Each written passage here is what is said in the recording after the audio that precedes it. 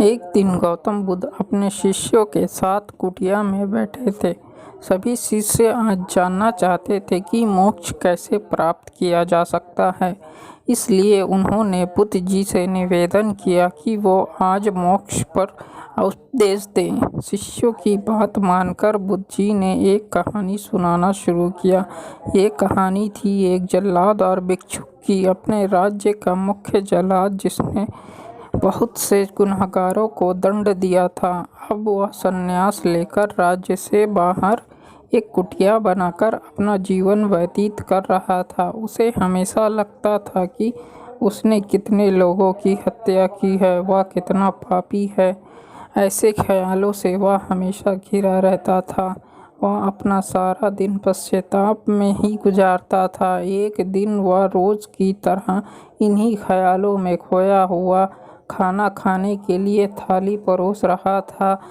तभी उसको दरवाजे से किसी की आवाज़ आई। उसने बाहर जाकर देखा तो एक भिक्षुक बहुत ही लंबी साधना के बाद आज उठा है और भूख से व्याकुल भी है। जल्लाद ने मन में आया कि जिंदगी भर तो मैंने बस हत्याएं ही की है, आज मौका मिला है कुछ पुण्य कमाने का, तो इसे गंवाना नहीं चाहिए। उसने भिक्षुक को अंदर बुलाया और अपने खाने की थाली उसे दे दी। भिक्षुक खाना देखकर बहुत प्रसन्न हुआ। भरपेट भोजन कर भिक्षुक जल्लाद से बातचीत शुरू की। जल्लाद ने भिक्षुक को अपने जीवन की सारी कहानी सुनाई। उसने बताया कि वह कैसा काम करता था, उसने कितने लोगों को फांसी दी और वह सोचता है कि वह कितना बड़ा अपराधी है। जल्लाद की वेदना सुनकर भिक्षुक बहुत ही शांत स्वर में बोले कि क्या तुमने वो जीव हत्या अपनी मर्जी से की थी? जल्लाद ने कहा, नहीं, मैं तो बस मेरे राजा का आज्ञा का पालन कर रहा था। मेरा कोई भाव नहीं था उन्हें मृत्युदंड या सजा देने का। तब भिक्षुक ने कहा, तब तुम अपराधी कैसे हुए? तुम तो अपने राजा के आदेशों का पालन कर रहे थे। जल्लाद को एहसास हुआ कि वह किसी गलत काम के लिए जिम्मेदार नहीं था। उसका कोई दोष नहीं, वह तो सिर्फ अपना दायित्व पूरा कर रहा था।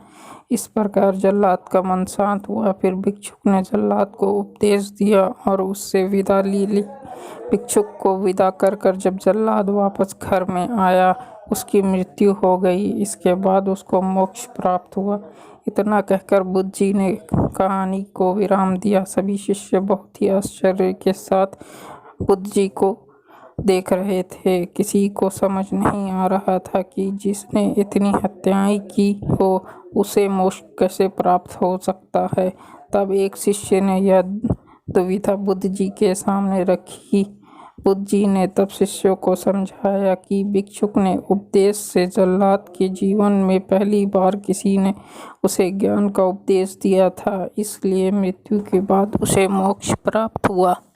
अपनी बात को विराम देते हुए अंत में बुद्ध जी बोले, बिना ज्ञान के 1000 शब्दों का उपदेश भी बेकार है, किंतु जब शांत मन से उपदेश का एक शब्द भी सुन लिया जाए तो वह ज्ञान देता है और ज्ञान से ही मोक्ष की प्राप्ति संभव